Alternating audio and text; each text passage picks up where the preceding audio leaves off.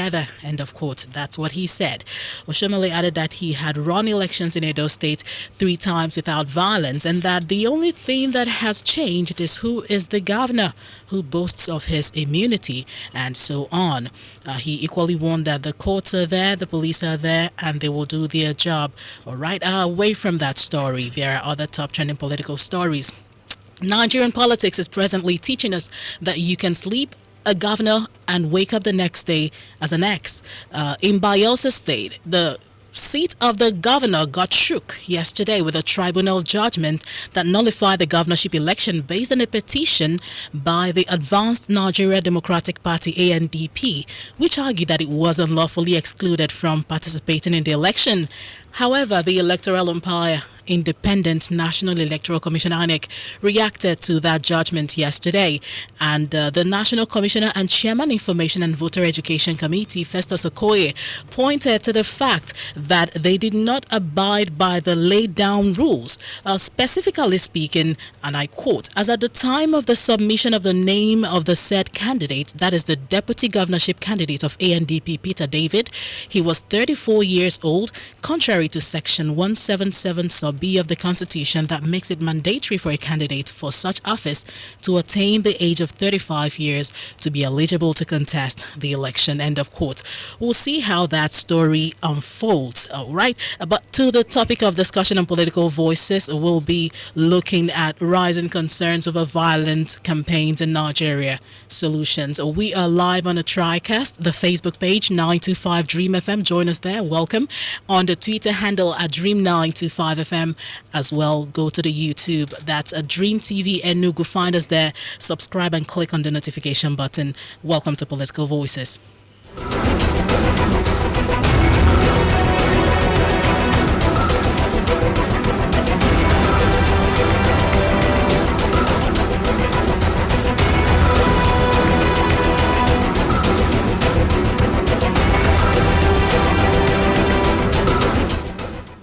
Rising concerns over violent campaigns in Nigeria. The solutions.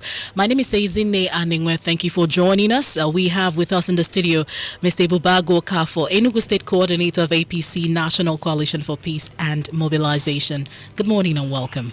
Good morning, Ezine, and thank you for having me. Good morning, our dear listeners. We also have Dr. Augustine Okolie, a policy management consultant and a public affairs analyst. Thank you for coming. Good morning. Thank you for having me. Welcome, listeners. Good morning, Doctor. Good morning, my brother. How are you doing? Very well. Let me begin with you, Mr. Ibubago Kafo. One would have thought that with the existence of laws and signing of peace pacts before elections, that violence would be minimized. But we hear of the reverse when it comes to Nigeria's elections. Edo State and Ondo State are going to be having their governorship election soon. And you heard what the president said. He warned against violence, especially in Edo State, considering the war of words we've been witnessing in the media. What are your concerns? My concerns this morning is the life of the ordinary citizens that has been put at risk by the violent nature of some politicians in some states. But let me be quick to say that violent characters and disposition is peculiar to individuals and the situations they find themselves. Recall that before this election, there was kind of violence in Edo State. An example is when the Rilwano of Lagos State, the Oba of Lagos State, Rilwano Akiolu, and some other traditional rulers in company of the state governor wanted to pay a homage to the former national chairman of APC. But the convoy was pelted. There was no election coming that time. And recently, when the PDP campaign train was on their way to Etsako, and the election was nearly truncated. So, but I'm worried that people that are freely going to campaign without anybody, without any fear of molestation, will suddenly be waylaid, will be waylaid on the road. That is very, very unbecoming of a quality politician. But I lay blame on the table of INEC. Why do you say so? Because in 1999, or in 1998, if I'm correct, or 1992 or 93, there was this INEC law that any political party or candidate or aspirant that is given to violence will be disqualified from contesting election. And that was why Haidona Gluchi and John Wodo were disqualified from contesting that election. So INEC for now has not been doing their bit because they kept mute even when this violence continues going on. Sometimes the INEC needed the violence to go on in order that they will perfect a rigging where they wish to do that. Because it is by violence that ballot boxes will be snatched. And INEC ad hoc staffs will be made to go somewhere and write a result and boast that the election is free and fair, when in clear terms, it wasn't free and fair. So the truth of the matter is that the electoral system in Nigeria and the violent nature of politics, I'm deeply concerned. Many lives that ought not to have been lost has been lost to violence. Properties has been damaged, and the untold hardship has been created by this sheer violence. So the truth of the matter is that by now Nigeria ought to have, and INEC has never improved on our electoral system to minimize this violence. If there is a clear electoral system, if the people, and when there is a pre-election violence, it leads to voter apathy. The number of people that will come out to vote will be very few for fear of attack by one political group or the other. We have had in an election in Enugu State, in local government election, either in 2017, when my boss, His Excellency Barrister Kezia, was attacked at Ibweze South by thugs in a local government. He nearly lost his life. He nearly lost his life. What for? Local government election. You want to kill a man of that status. Hired thugs, wielding dangerous weapons. And sometimes you see police there, seeing people with illegal arms, sophisticated weapons. Police will look with a passing glance. That is a very dangerous. So I'm concerned that Nigerians are not protected if you when some of this violence. You blamed INEC. Are you also aware that INEC sometime in June warned that it will discontinue with the conduct of a dual governorship election if it perceives any form of violence? But up till now, they have witnessed violence. They have said nothing more about it. They have not gone for that even to warn. They have closed their ends. Even they feel more protected when violence goes on, and they will be sure that the rigging the election, their staff will be protected. So if INEC is sincere to Nigeria, that is my concern. That INEC is never sincere to conduct credible elections in Nigeria. Well, but what has been leading to this electoral violence is that when people that are given to violence are benefiting from the electoral fraud, then the violence will continue to do. It will be the way to go. Dr. Collier, what are your concerns? Well, first of all, you have to separate election proper from election campaigns. We have pre-election issues and matters. We also have election proper, and we have post-election issues. So if we're able to separate them, then we can discuss them. I'm able to properly apportion blames and make recommendations. I do not want to entirely blame the INEC on issue of violence. I do not want to entirely blame INEC. The issue of violence, you know that violence begets violence, just like a cycle of doom. If you carry out violence, nobody has a monopoly of violence. So, and it doesn't do anybody any good, like an ill wind. The problem, like my colleague and brother said here, is that sometimes those who get consumed are innocent bystanders, are innocent electorates. The people who get affected deeply are the psyche and psychology of people who know that election is not a military affair. It's a civic duty. Like in America now, President Trump is worried. The majority of the people are going to vote before the day of the election through posts. So we need electoral reforms. We need electronic and improved electoral processes such that we do not need to, troop or, on that day of elections.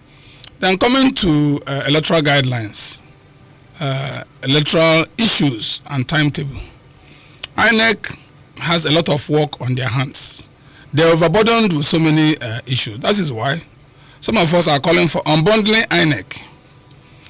We campaign and crusade that INEC be unbundled so that issues of electoral offenses will be handled by another agency, so that issues of security matters will be taken away from INEC. So the issues of sensitization, mobilization, and orientation will go to the natural agency that it belongs to. Then INEC will just be, have conducting of elections, making sure, and delivering the project. So when they carry all this work and give to INEC, you see that INEC outsource most of their jobs. Even the day of elections, I will visit the campaign, all right. But the day of elections, you see that they call ad hoc staff, people they meet in the streets, sometimes recruited by people in government. And people in government give them vehicles, logistics, then tell me what is likely to be the outcome. That is why people in government, the ruling party, normally have their way, particularly in areas there is 50-50 chances. In other areas, you have dominant political parties, dominant government, they take it. They write the results, there's no doubt about that. They write the result because it's not what is computed in the field, in the polling centers that are announced at the end of the day. So that is why if anybody comes on, it's okay, whatever you're gonna do it, then let us meet in court. So let me now talk about the real issues we are here, about campaigns, violent campaigns. Exactly. Violent campaigns is a product of security agencies not living up to their expectations. So you're blaming the security Of course agencies? they know, they'll watch them. They will tell you that INEC did not call them. But you know that your mandate, your primary mandate is that if you see any disorder, any kind of violence, anybody bearing arms or any offensive weapon, that it behoves on you to arrest the person and prosecute the person. No single person has ever been prosecuted for electoral violence. So that is why there is no deterrent. So you do not blame INEC. INEC, how many people are working in INEC? Can INEC arrest somebody? It is the duty of the security agent. They partner with security agencies. But there is a particular law, that electoral law, that demands that an INEC person have to ask policeman to arrest somebody. Before arrest? Before you arrest him. So you see the funny law. How can a policeman see people fighting or people wielding weapons? They wait for an INEC person to order them to arrest somebody or to intervene. They'll be watching, and sometimes they do not even have their own arms. They carry batons on the day of elections. They're even afraid of their own lives, talking about the day of election. So, but in the campaign, like now, for instance, Ondo and they do elections, yes, which is not a general election. People should not be telling us about violence. They should now bring the hammer to serve as a deterrent. Like he mentioned, PDP went to to see Oba, Kosiko, to the Oba of Benin. You see APC people wearing APC, they are not even hiding, waiting at the gate, Oba's gate, and attacked these people after coming out. Like you mentioned Oba Akiolu from Lagos. They came to Benin, they paid Kosiko to govern. It was with governor, an incumbent governor with security. They pelted and attacked them. So, and nothing happened. So you can imagine what will happen on the day of election. So it's a precursor. It builds up to the crescendo, so that so many people will now stay away because they are not going to get anything from going to stand and risk their lives. All right. So you can see that it is not, INEC have their own flaws, but I do not want to apportion entirely the problem of electoral violence on INEC. Okay, still looking at the cause or causes of electoral campaign violence. Yes, that's the focus for this morning. Mr. Bubagi already pointed to INEC and Dr. Collier pointed to the security agencies. How about the youths? Usually when you talk about violence, they are the ones you see pictures of used in the battlefield, so to say. And we've also seen INEC warn youths in Edo State to desist from violence before, during elections. As in, let me tell you, in Nigeria political balance, everybody benefits more when there is crisis. Why do you say so?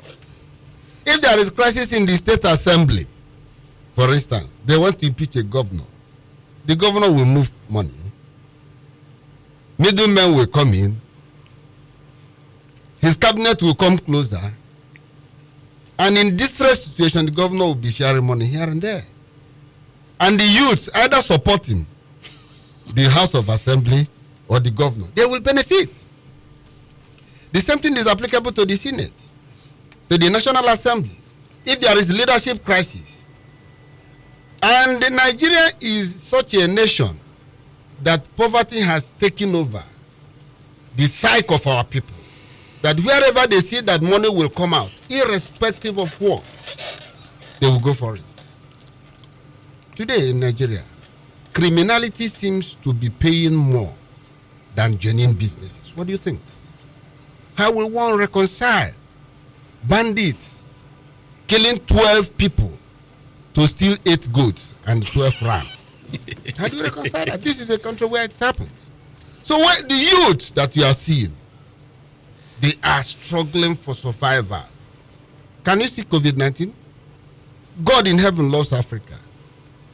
Ordinarily, this COVID-19 would have wiped Africa. When you are talking about social distancing, NCDC protocol, nobody listens to you. Nobody. Are you generalizing? I'm generalizing. I see you with your face mask on. He said nobody. And I see a hand sanitizer here. Okay, so the majority of our people, let me say, the majority don't care. The majority, even the people that are highly placed, they pay no serious attention to issues. So to violence in the election and during campaign, our youth, they think that they are benefiting more. And the government of Nigeria has so badly impoverished our people. That's why during the elections, you see there are things that have never been heard in any part of the world is being heard in Nigeria. We're talking now about, we are having relooting, is the language in Nigeria. Vote buying. Vote buying, I have never had it. It was just recently that money began to go to polling units and vote. Buy and vote. You buy, you vote. So these are the things that are making this violent to rise. So our youths who are desperately looking for a way to make money. And Nigeria is so bad that everybody wants quick money. And quick money only comes through politicians and crime. You generalize again, everybody wants quick money. Nigerians want quick money. Our youth want quick money. All right, Doctor. That's the problem we have. Are you among those that want quick money? I don't know about everybody. I want to talk about myself. Okay. The truth about the youth's involvement in political violence and youths involved in crime is fundamental in the country now. Because the government of the day from 1999 to 2020 has never formulated any policy targeting youth, how to benefit the youths. I want to disagree sharply with Bibago that the people benefit from violence. That when they have crisis, people benefit. What type of benefit? You said the government has not formulated policies to help the youth. You hear of Empower, you hear of different. That is, they are not targeting the youth. You can see how much they have collected during the lockdown. So I don't want to go, don't allow me to digress. People say they shared trillions during lockdown. Some people say they went abroad to go and pay for school fees when there's no aircraft flying. So you just, they traveled abroad, not that even they remitted money through electronic means. So all those Empower and all those things is conduit for siphoning of public funds. I don't want to go there. I want to talk about genuine policies that will empower the youths, entrepreneurship, where they will become creative and innovative. Look at our Nollywood. What is the policy of youths, men, gentlemen and ladies? How to empower them? They will give them money to share, they will start fighting. They will go to Ip Man. They will go to the Performing Musicians Association and they just drop money and fight will start. So go ask Okoroji and all that. So that is not how to empower the youths. They should go to China. They should go to Malaysia. They go to other countries that have policy of how to empower the youths. Policy that you become more creative.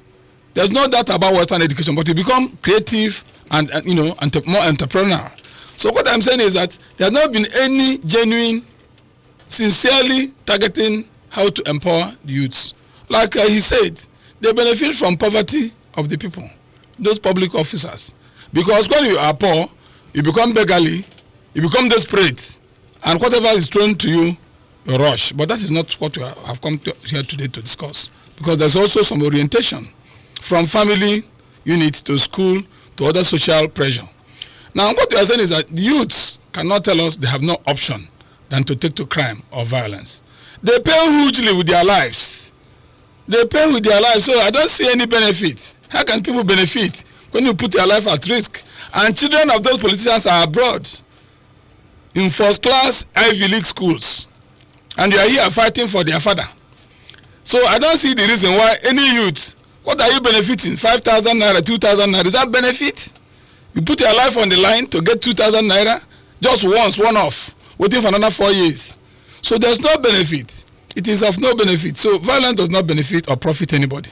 It rather will take away everything you have. You take away your dignity, take away your integrity, it will take away your life. So anybody you see in the street, or carrying out violence in the name of a campaign, there are genuine ways to how to campaign. You go to media houses, you see Trump campaign train, you see the president of the presidential candidate of Democrats. That is how to campaign. You print articles, you can organize groups. So it's not a case of fighting and bringing acid. James Vanguard, he came by front. So you see the type of what they use youths. People die, women, they pour them acids, they carry cudgels, they carry axe, they carry guns. That is not campaign. All right. So it is not a case of benefiting. There's no benefit at all. It is only loss and loss. Mr. Bubago, you actually said that some people benefit from violence. I don't see benefit there. Yes, I did. And I repeat myself. And I stand by my words.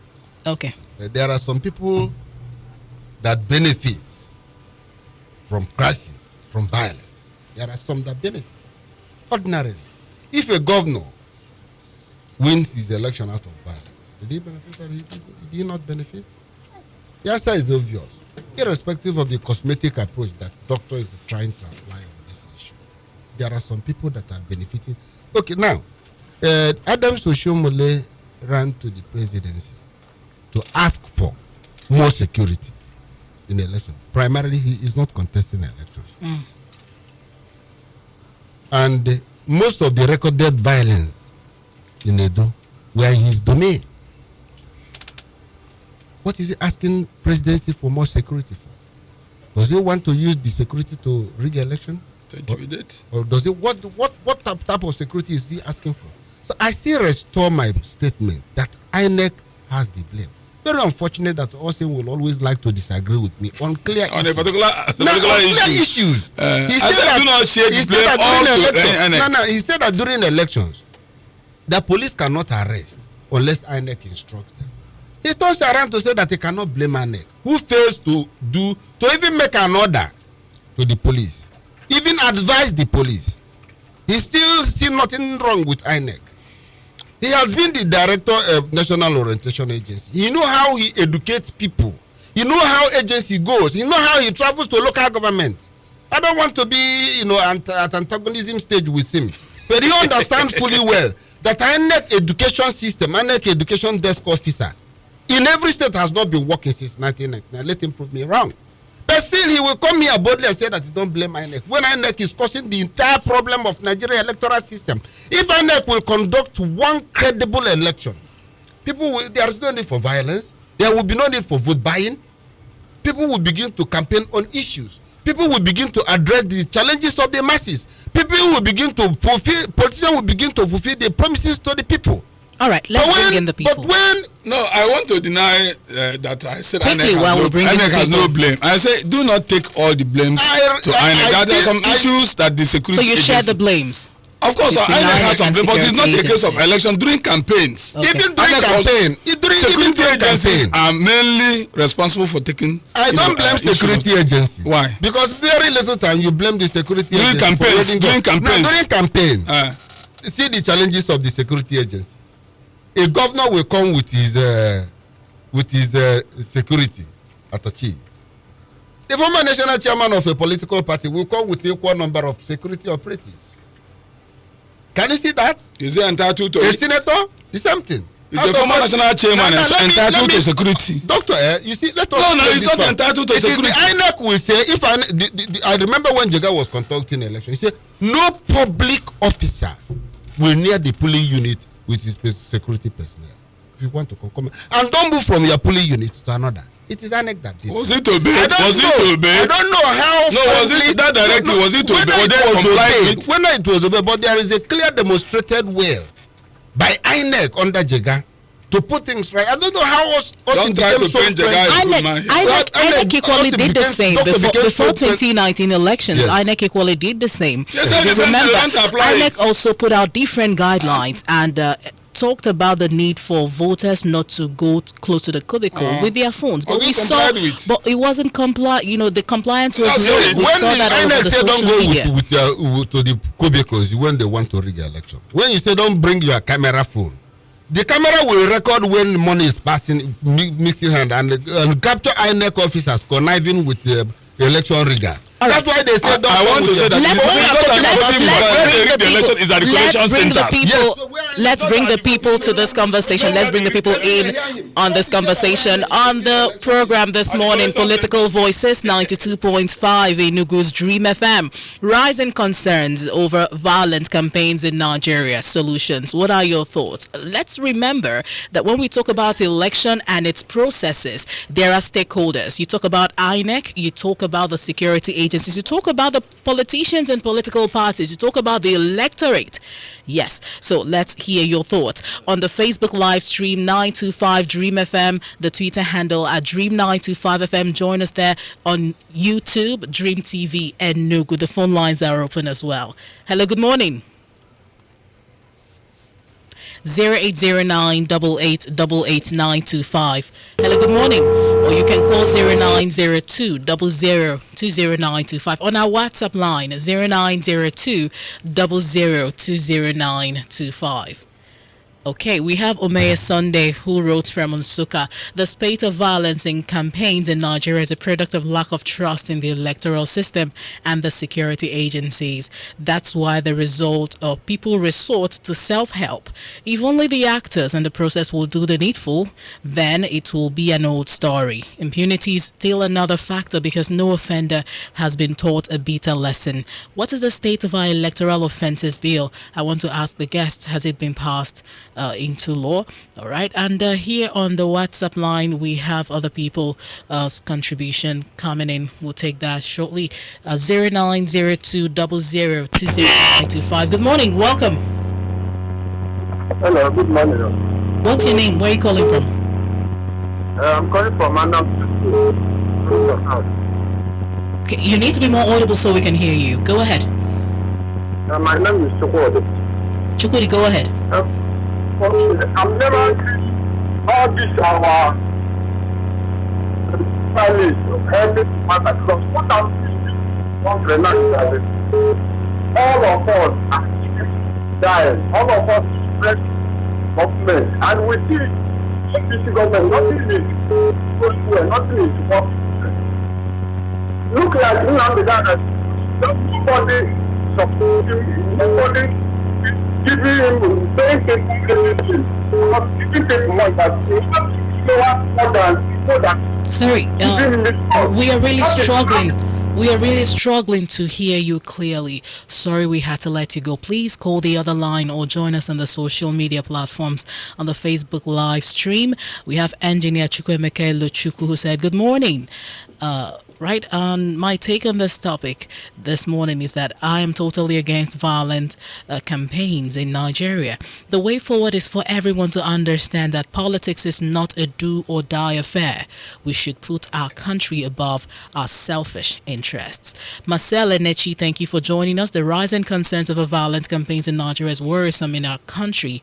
He said that we are supposed to be practicing democracy. I have said in different fora that governance should be made to be less attractive attractive. All these crises we are seeing in various elections in Nigeria would be a thing of the past, or they are basically because there is much money to be controlled by those in the corridors of power. Having said that, we must do something in our electoral process urgently. Some have said, let's have a separate court to handle this, but I still believe it might not handle this problem holistically.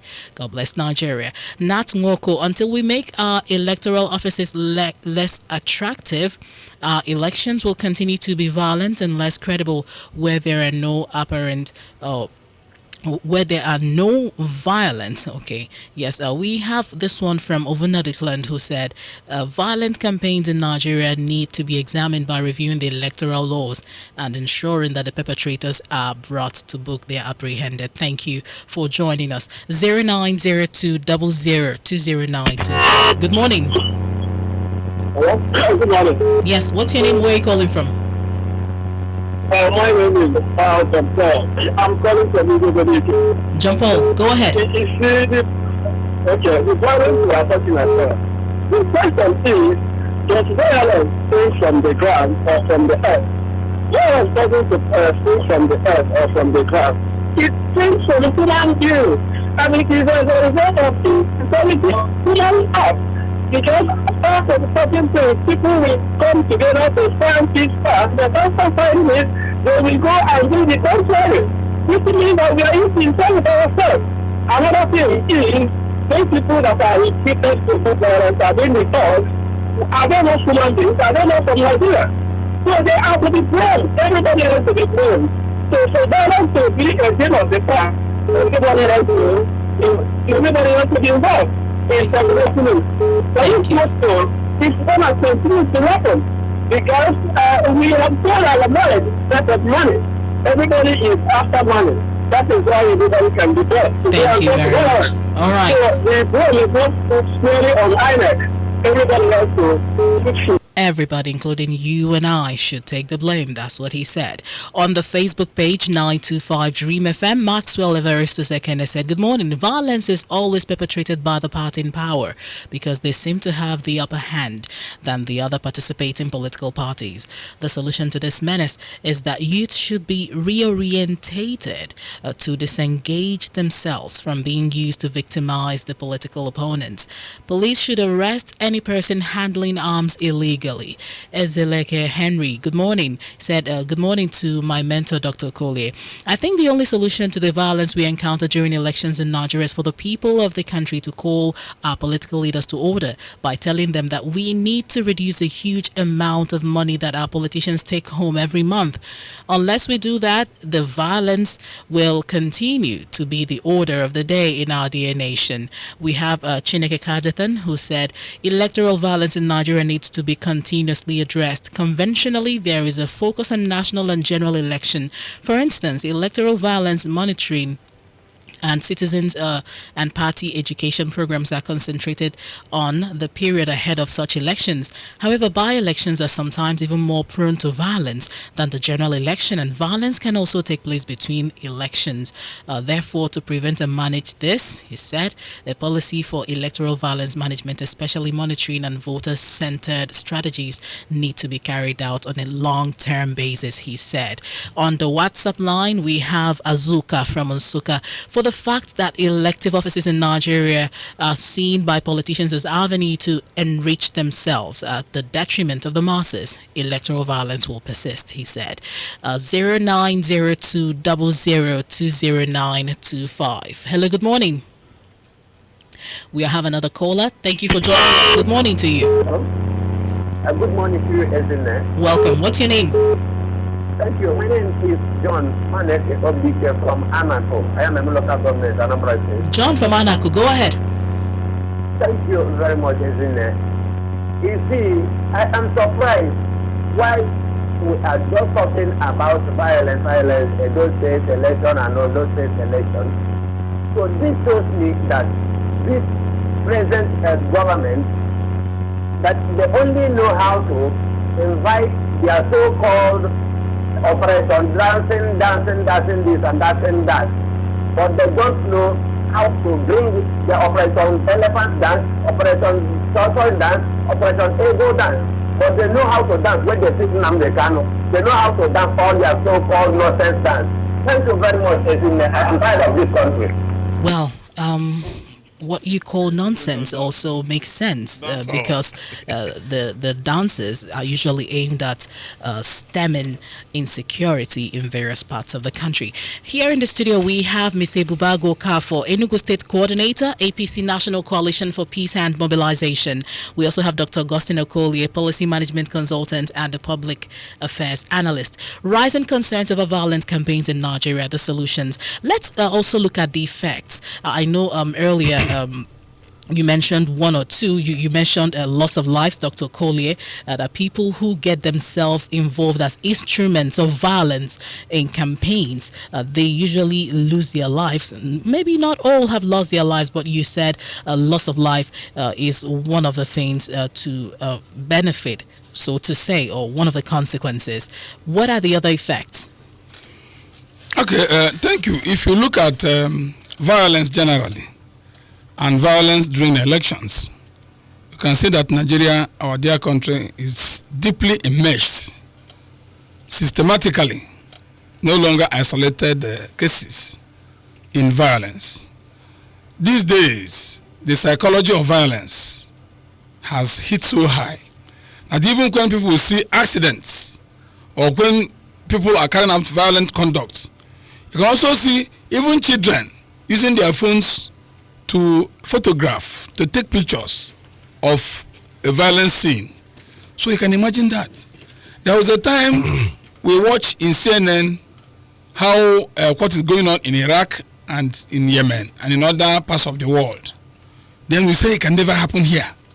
But today, Nigeria is the first most violent country in the world. How did you get that rating? Yes, I got it from the internet.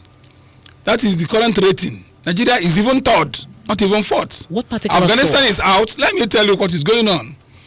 The record and report is that apart from Syria, apart from Yemen, Afghanistan have signed a peace accord.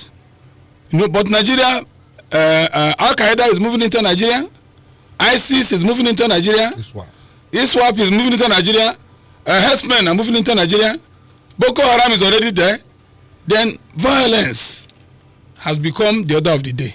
It's turning into a culture, becoming a tradition in Nigeria. So they are now exporting it. The Nigerians are trying to export and become genuine owners of violent conduct. So election cannot be different. See what is going on in Katsina State. See what is going on in Kaduna State.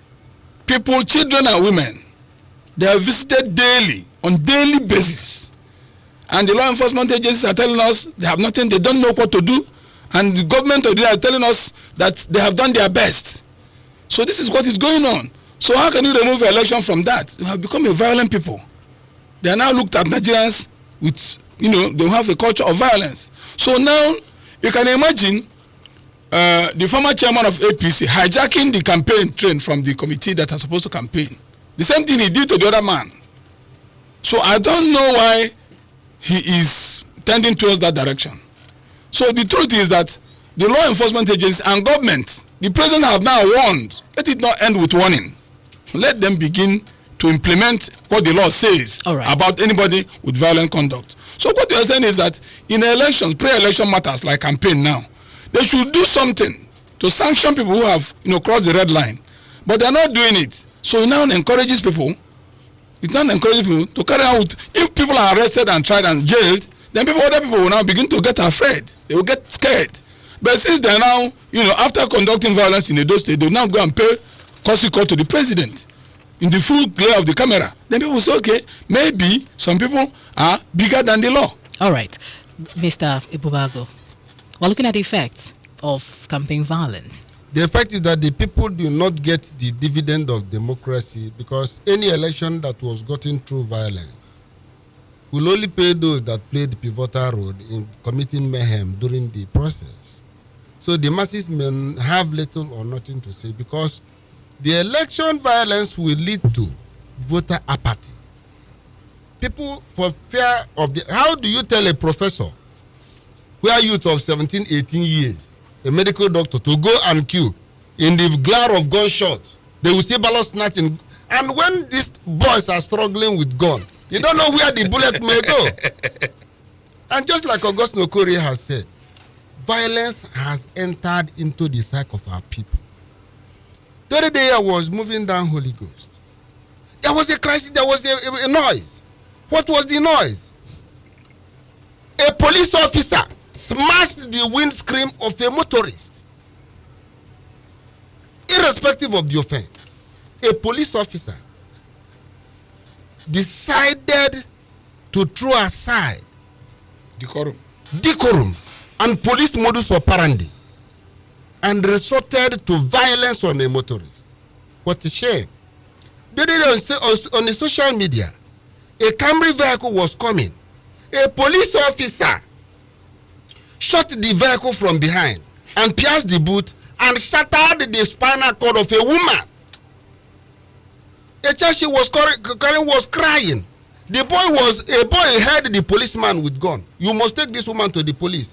At the time, police removed his gun from safety and wanted to shoot again. The woman who was dying raised her head. She can't stand again because the spinal cord is off.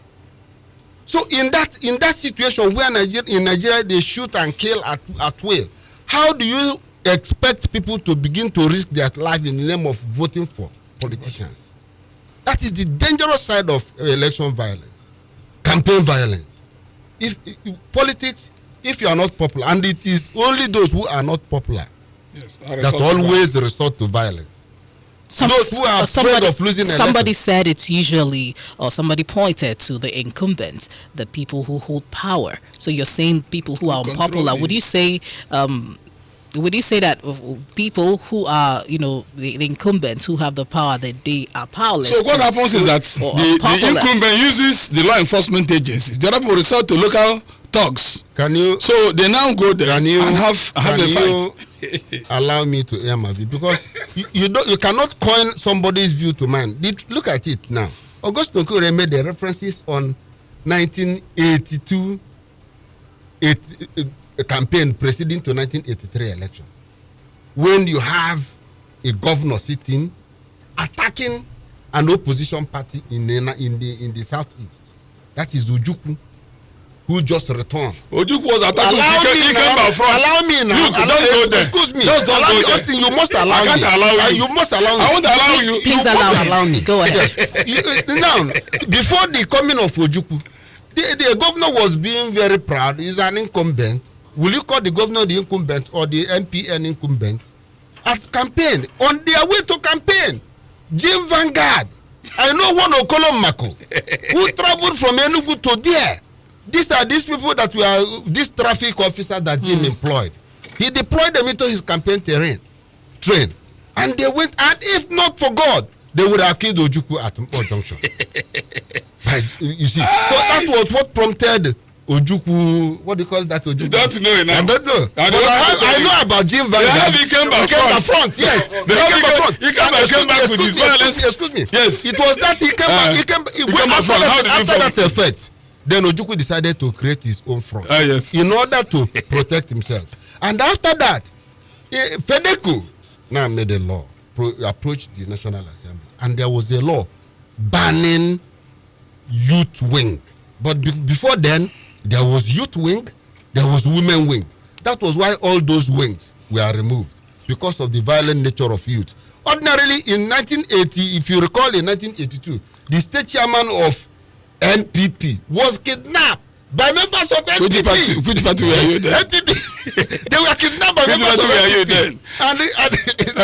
The truth is that this violence did not start today.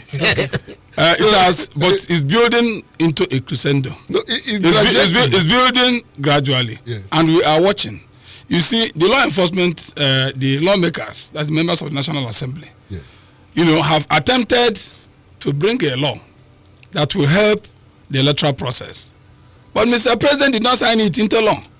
Mr. President made an alibi that is too close to call, that is too close to the election. Since then up till now, what has he done to sign it, to bring about sanity in the electoral process?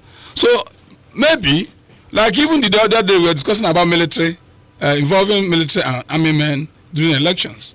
They now hope, because like you said, when you are not popular you resort to, hook or crook. From Brain and Brown, you want to win by all means. When Yaradua came to power, he denounced electoral violence. He denounced rigging. He even said that he erroneously benefited from such elections and is going to introduce electoral reforms. He did, and was still doing more before he was, he passed away. Now, the current president, who attempted, contesting for election 3 times before the last one, and he went to Supreme Court 3 times, contesting that he won. Now, since he came, has he introduced any electoral reform or approved anyone on ground? So, because they benefit from that, they use law enforcement agencies, they use the army, the navy, everything in uniform to now, browbeat other people and seize election. Remember, it is not at the point of voting that they rig election. It's at the collation centers. You're Let listening. everybody know. You are listening to Political Voices at 92.5 Enugu's Dream FM. Rising concerns over violent campaigns in Nigeria. Solutions. Join us on the social media platforms. The WhatsApp line 0902 00 20925. Good morning to you, Barrister Chino from Oka. He said, this is strictly off the court and you may... Okay. I said, I love it. It's on a hilarious note. Anyway, I always love it when Comrade Ibubago Kafo and Dr. Okolie are paired. And, okay, he seems to have fun with the two of you on air. Thank you very much for acknowledging that. All right, here on the WhatsApp line, we have this comment from... I'm trying to find it. Honorable Eriochukwu Gweze. Good morning. INEC is a major cause of the problem, he said. Have they been able to cancel any election that had violence? Look at so many killings that go on whenever we have elections, and INEC will go ahead to announce the result. With this, how do you expect a positive change? Meanwhile, Ibubago Kafo should try to make deep inquiries before... Okay, is there a particular thing he said? All right, he said, okay.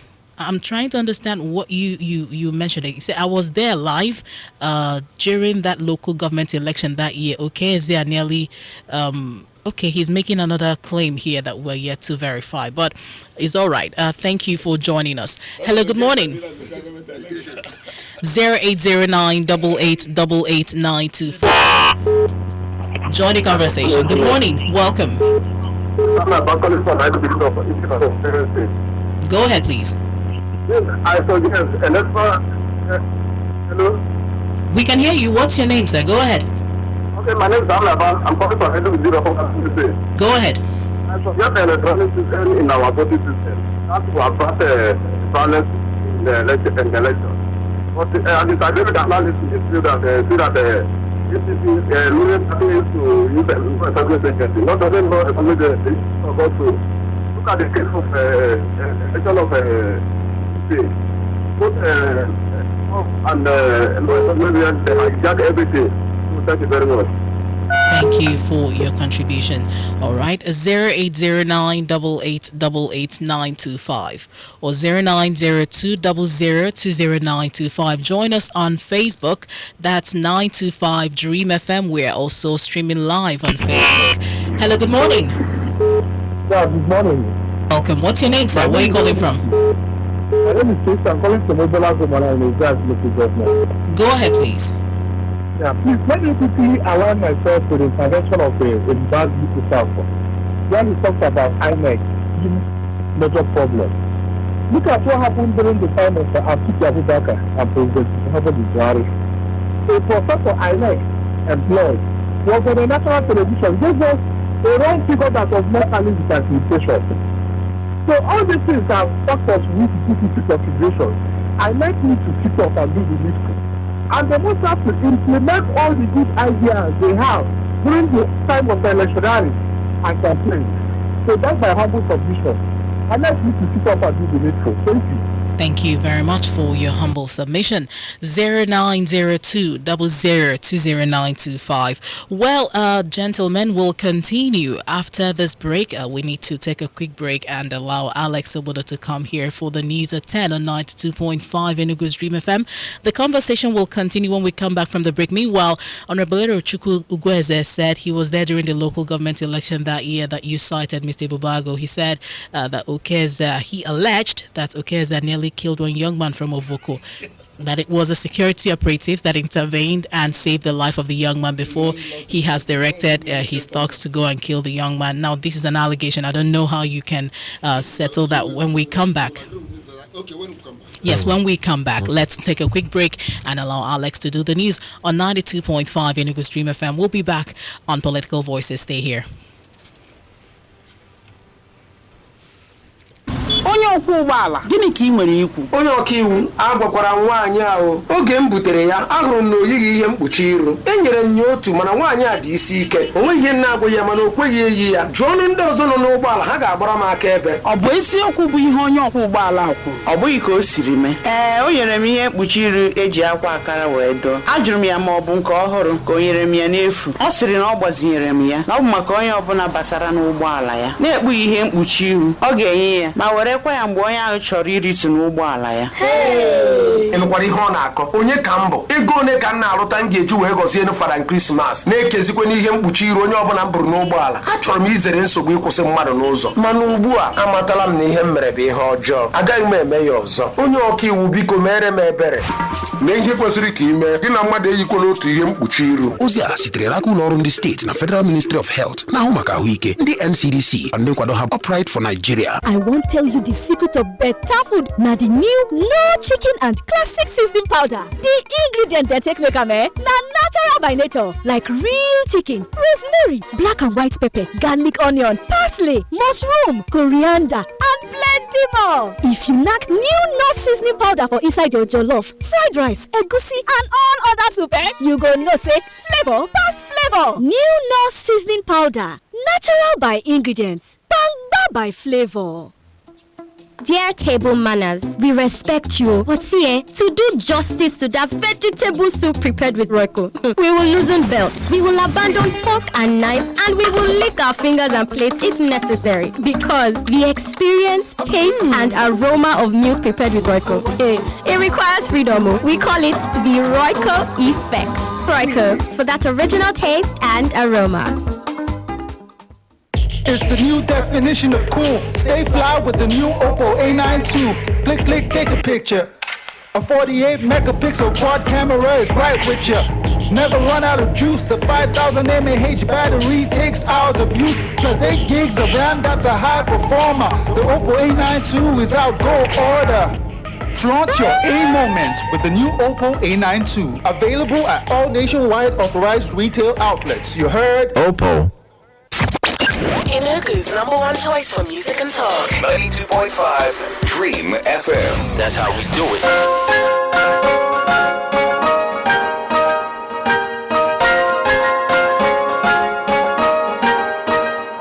Father bless me, Father bless me, Oluwa bless me, come I wake up in the morning, put my hands in the air to sing a song of praise to Jah. He watches over me night and day. My rock and my salvation. Me no care about the hustle, me no care about the pain. Jehovah my provider. The fire burn them when they want you to fail. Them no fit do you anything. When you just look at you, holla. Take a look at you, holla. Jehovah you see what's for me. And just really will be the ocean. When you just look at you, holla. Take a look at you, holla. Jehovah you see what's for me. And just really will be the ocean. Father bless me, Father bless me, Oluwa bless me, come on,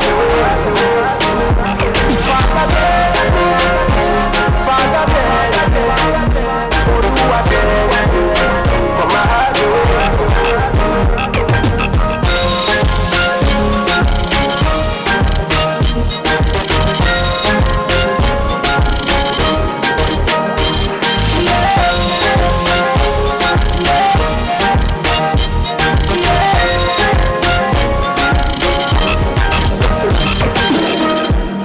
my God, on the speed dial. Remember when I no commit suicide?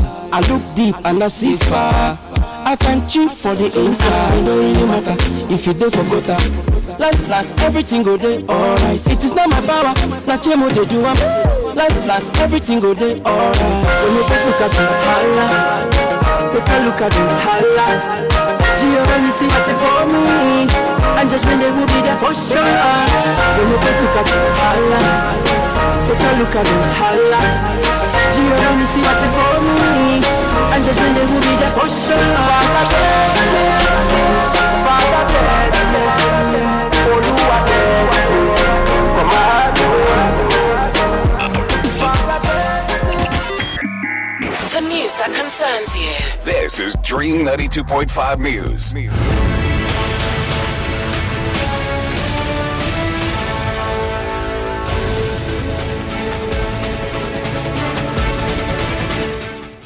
Good morning and welcome to 92.5 Enugu's Dream FM News at 10.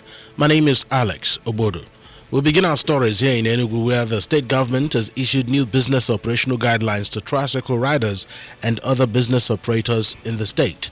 In a statement released on Monday to Dream FM by the Secretary to the State Government, Simon Otuanya, keke operators will from Wednesday 19th August 2020 operate from 6 a.m. to 9 p.m., while restaurants and bars will operate within 6 a.m. to 7 p.m. The statement further disclosed that all markets within Enugu State would open for business between the hours of 8 a.m. and 6 p.m. with effect from Wednesday 19th August, while all nightclubs in the state are still barred from operation till further notice. Our Government House correspondent Nnamdi Ono reports that the state government also enjoined the people of the state to continue to observe all NCDC COVID-19 protocols, which include hand washing with soap, use of alcohol-based hand sanitizer, compulsory use of face masks, and maintaining physical distancing. To Imo State, where the National Emergency Management Agency NEMA has raised the alarm over possible flooding in some communities in the state and called on the residents to be on the alert.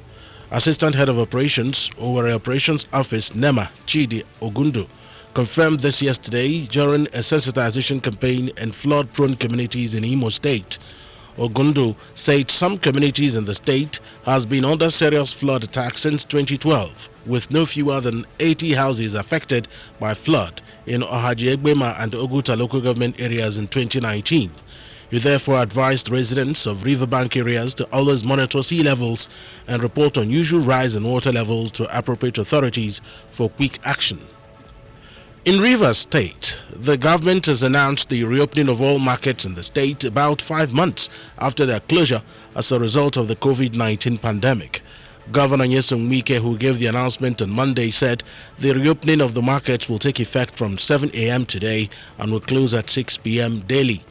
The governor, however, said the Rumukrishi Oil Market and the Oginiba Slaughter Market, both in Obiakpo local government area, remain closed, adding that churches could operate at 50% of their hall capacity. Governor Wike also observed that the ban on outdoor sports activities at the Port Harcourt Club, Golf Club and the Port Harcourt Polo Club is also lifted, while urging members of these clubs to comply with the established COVID-19 protocols or risk another closure. Moving to the national stories now, where the federal government has faulted the closure of the business premises belonging to Nigerians by Ghanaian authorities, saying it may consider retaliatory actions. Minister of Foreign Affairs Jeffrey Onyama said this on Monday in Abuja during a meeting with a delegation of the League of Progressive Ambassadors of Nigeria, led by its president, Jasper Emenike. The federal government also said it might take Ghana to the Community Court of Justice of the Economic Community of West African States if found to have breached the sub-region's protocol of free movement of peoples. The minister further said the Minister of Trade would engage his Ghanaian counterpart on the situation, adding that he had earlier met with Ghanaian High Commissioner who provided information on the development. Recall that Ghanaian officials had sealed off the shops belonging to Nigerian traders in Accra for allegedly failing to have the $1 million equity stipulated by the Ghana Investment Promotions Council. In another development, the federal government said the ongoing evacuation of Nigerians from abroad as a result of the COVID-19 pandemic would end on Saturday, August 22nd, 2020. Chairman, Presidential Task Force on COVID-19, Boss Mustafa, made this known on Monday during a press briefing in Abuja. Mustafa, who is also the secretary to the government of the Federation, said with the closure of evacuation, the nation's airports will be given sufficient time to prepare for reopening. He also disclosed that some countries, such as the United States of America, United Arab Emirates and Egypt, had expressed their readiness to repatriate convicted Nigerians who had been pardoned and paroled. Still on the national stories, Speaker of the House of Representatives, Femi Gbajabiamila, and some African speakers of parliament said there is an urgent need to push for debt cancellation for the continent from multilateral and bilateral partners. This was released in a statement issued on Monday by Special Advisor on Media and Publicity, Lanre Lasisi. As he said, the Speaker convened a virtual meeting of African speakers of parliament and heads of parliaments in Abuja. The body, which he said would facilitate increased collaboration among speakers, heads of parliaments and national assemblies across Africa, got a boost. The virtual meeting had in attendance Tajis Shafo, Speaker, House of People's Representatives, Ethiopia; Aaron Okwaye, Speaker of Parliament, Ghana; Justin Muturi, Speaker, National Assembly, Republic of Kenya, among others. On the foreign scene, the U.S. government has filed fraud and money laundering charges against those behind an adoption scheme that placed Ugandan children who are not orphans with U.S. families. Two Americans, Margaret Cole and Deborah Paris, and a Ugandan lawyer, Dora Mirembe, are accused of conspiring to corruptly procure the children and transfer them to American adoptive parents, making hundreds of thousands of dollars in the process. The Ugandan children were allegedly removed from their families with a promise that they would be enrolled in special education programs in the United States. Meanwhile, the U.S. Treasury has imposed economic sanctions on the Ugandan lawyer, her husband, and two Ugandan judges who allegedly took bribes to sign off on their adoption cases. Still on the foreign scene, reports say universities are preparing to deal with a rise in calls from students after ministers in England, Northern Ireland and Wales said A-level grades could now be based on teachers' assessments. Pupils who were rejected from universities last week on the basis of grades downgraded by an algorithm may now be able to revisit their choices. However, universities are warning there is a limit to what they can do. About 40% of A-level results were downgraded by exam regulator of CORE, which used a formula based on schools' prior grades. In entertainment, Nigerian actress Nse Ibe Etim has announced she will be taking a role in the highly anticipated sequel to Kemi Adediba's crime thriller, King of Boys. The actress made the announcement via Instagram post shared on Monday. According to director Kemi Adetiba, the actress will play the role of Jumoke Randall.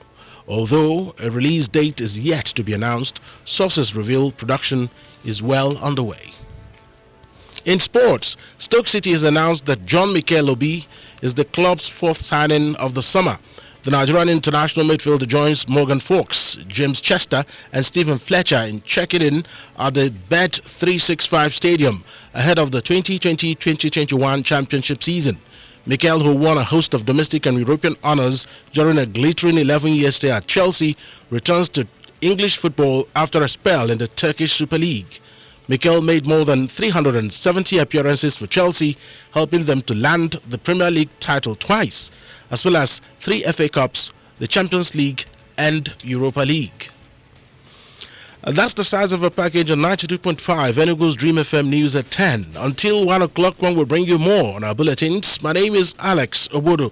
Remember to subscribe to our YouTube channel, Dream TV Enugu, and click on the notification button to catch our live transmissions. Do stay tuned for the continuation of Political Voices with Ezinne Aniwe.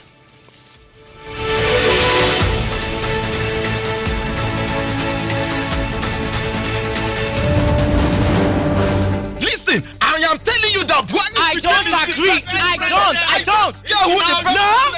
No. You can't say that. Politics. Where is good governance? Everyone is a political animal. I don't like politics. But I love political voices. On Political Voices, we talk politics. In a country of diverse interests, who gets what, when, and how is politics. And this is our business on Political Voices. Nigeria, a country of over 160 million people. Political Voices is gauging the temperature, setting the agenda. Political Voices, exclusively on Dream FM, 9 o'clock in the morning, Monday to Friday.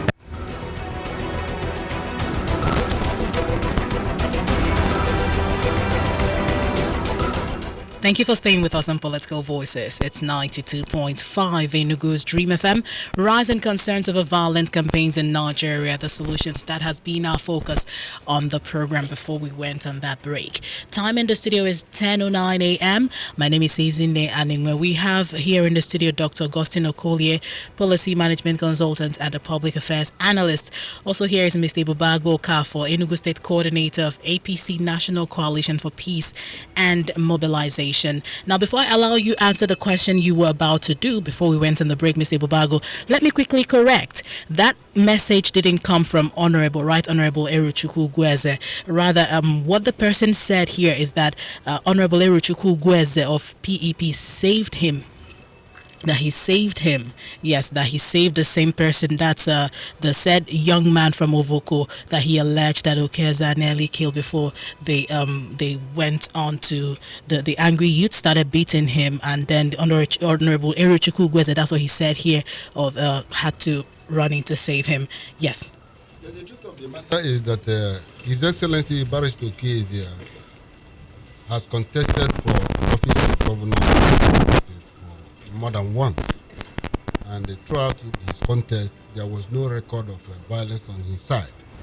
He's an easygoing person, one of the most wealthy Enugu State individuals. Don't come here for campaign. Just go straight to the question. Wait. I know you don't want to hear this, but you must hear it. So during the local government election, PDP will always assume that local government election is their election.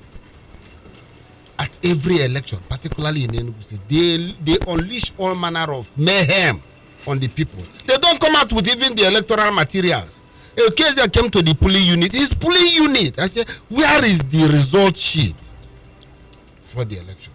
And so the NSEC recruited most of these youths as thugs, as election officers. So it is very, very laughable. The case is with the police. So that investigation is only good people of Enugu that came and intervened on the case. If you send everybody to jail, who will remain? And these are the people he will live with. The House of Reps member was seen with army of thugs wielding most dangerous weapons more than the police, and nothing happened. Let me call you to order. You see, Austin has been one of the beneficiaries of election violence in 2003, for instance. There is no benefit. Wait now. In 2003 election, PDP in Enugu State, everybody knew the history. How thugs took over, and the politically motivated killings, how we took over the space of Enugu State. It was only Sullivan Chime that came and said this political killing and thuggery is enough, and he dismantled it. Ifeanyi Ugwuanyi came in and consolidated on it. And today in Enugu, we don't have political violence. And Augustine Okolie by this time should have been able. So when did Okeze have problem with wait, as a national orientation officer, he is seen within Enugu State as a young man that will reorient. I will not allow you to profile me. No. All right. Let me make my point. Can you hold on? Gentlemen. That suspected. Gentlemen, hold on, please. We need to move on from this issue, but I now have a name to that contribution on the WhatsApp line. Thank you very much. Eze Martins Chinedu. I actually mistook the other name for yours. Apologies to Honorable Eruchukwu Ugwueze. Big apologies to you. Thank you for coming out to say your name. Go ahead, Dr. Okolie. Go ahead. Let us make contribution to this. Yes, go ahead, Dr. Okolie. What I'm saying is that I wouldn't allow my friend here to come on air to profile me. I'm not saying I'm a young man. I'm not saying I'm good. We are discussing issue of electoral violence. Exactly. Campaign issues. And I am laying the blame, majority of the blame, the weighty blame, on security agencies. INEC have some blames, and that blames is based on the law, existing law, the electoral law, which everybody is clamoring that reforms should happen. Electoral reforms to unbundle INEC, so that INEC will have specific issues of conducting elections. Then security people will now have their own duties, so that you won't wait for anybody. You see a crime being committed, you say you are waiting for somebody to begin to tell you to arrest somebody. So you see all this passing of the buck have to stop. So what we are saying is that even the parents who are the parents of the youths that they are using, the system too, because system throw up poverty, so that youths now begin to, you can see those who are swimming to Europe, those who use rafts to go to Europe. Are you saying everybody should take the blame, just like one of the callers I'm shifting said? Blame one by one. Everybody should so take that the blame. The parents have to take the blame to groom their children and give them, proper orientation and proper, upbringing. And the clergy, members of the church, they have to preach, good, morals to the youth and the parents, because all of them, they keep quiet and they are part of the society. They preach prosperity. They live, they don't come out and openly, because they're also part of the process. The clergy, they take a lot of percentage of the population. Why are they keeping quiet? So all these blames will not help us. But the truth is that do not shake all these things to INEC. The country is growing and things are not going well. And we now see it. Look at only 2 states, gubernatorial elections, not even House of Assembly, but they have heated up the polity. A former party chairman from APC have even hijacked the campaign process and introducing violence because they have access to Asarok. So we know who is causing the problem. Why are we not, telling the person, please stop? Please stop. The other time he wants to remove governor. Governor is saying, don't remove me. He went to PDP. PDP candidate came to APC, and we have not even seen it. So we have to do the right thing. All right. We have to do the right thing, because the campaign is that there should be no violence at all. You should not engage in it, because there's no benefit. It is all loss. Some people say they have benefit. I don't see any benefit. The prospect is very, very gloomy. There is nothing, there's no silver lining in any violence. There's no benefit at all. You can only lose. Lose your life, lose property, lose your self-esteem, lose your integrity. So it is all losses. Government also of the day. Sometimes you do not know that government use law enforcement agents, then the other parties resort to talks to match them. And those talks, those politicians, their own children are outside the country, schooling in Ivy League schools, having the best of the day they gave them certificates of returns. I did not see any of the politicians with any of the talk. They went with their wives, beautiful wives, and their All right, beautiful let's children. take more of the contributions on the Facebook live stream. 925 Dream FM.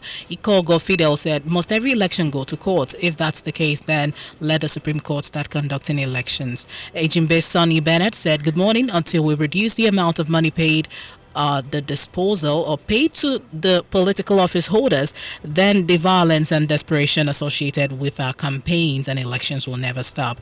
And Emeka Nwabude said introduction of electronic system of voting and monitoring will reduce violence and other vices to a BRS a minimum. Good morning to you. Oluchi Nebe said election is now business of the mighty to stop.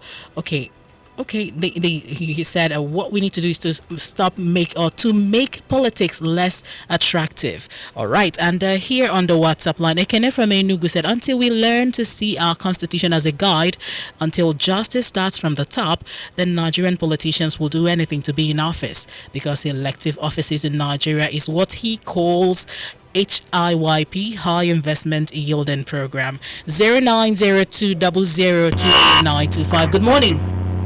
Yeah, Elsie, good morning. Thank you for joining us. What's your name? Oh, all right. Good morning to the guest in the studio. Good morning. I'm calling from Soka. Go ahead. Thank you.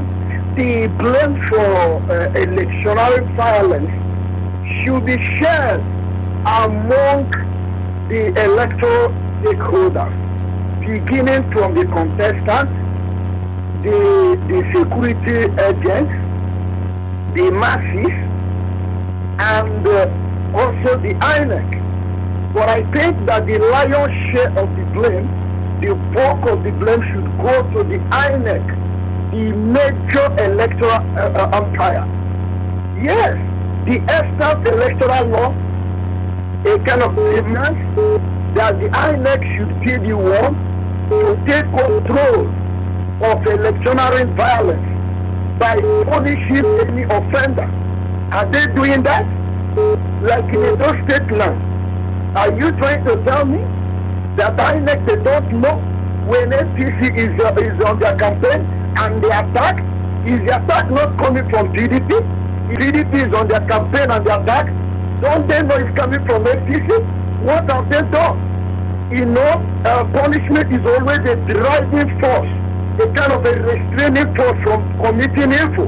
Why can't they allow the sledgehammer of the law come down on any of the political parties or contestants? Thank you. So that others will borrow a list from there.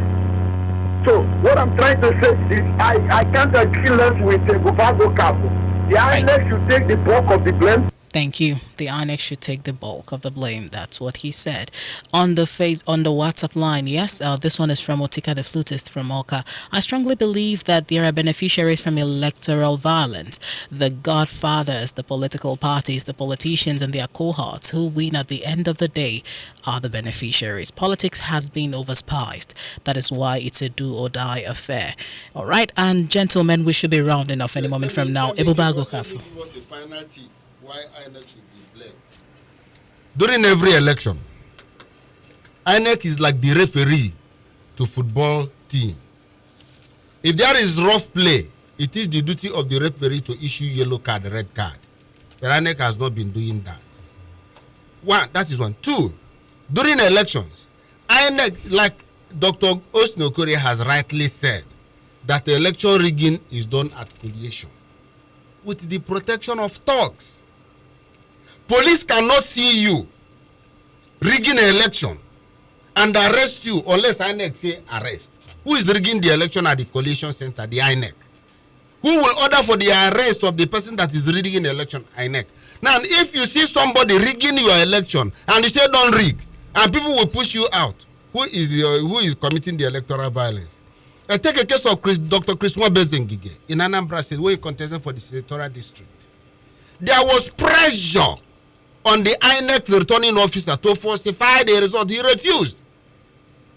He refused. And when there was much pressure, Ngige sent some of his local boys who came and said, the man, don't change the result, because if you change the result, there will not be peace. And the man said it openly.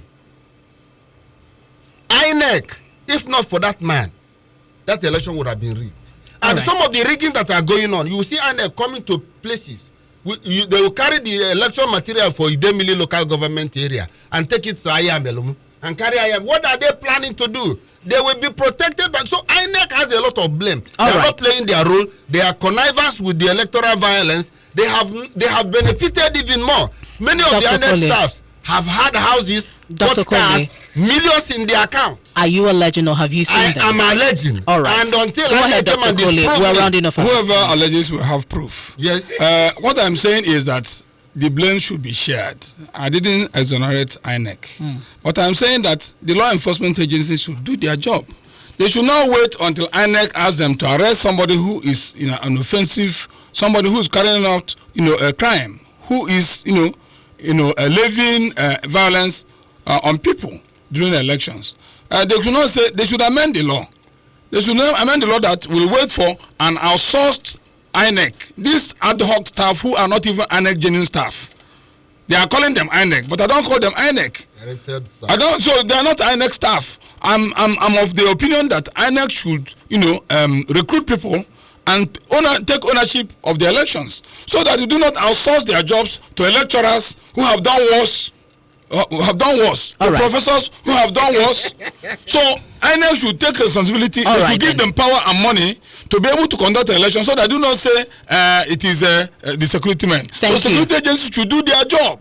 They should not wait for INEC before the arrest. Thank you, gentlemen. Thank you for coming on today's edition of Political Voices. Police is Thank you, Dr. Augustine Ogoli, policy management consultant and a public affairs analyst. Thank you, Ms. Ebubago for Enugu State Coordinator, APC National Coalition for Peace and Mobilization.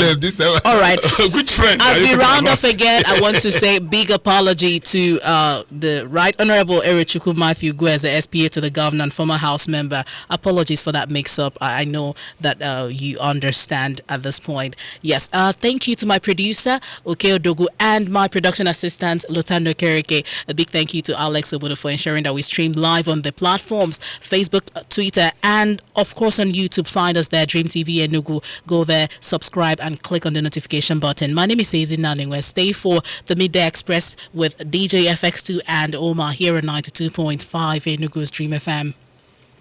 Osalhaba Care Venture.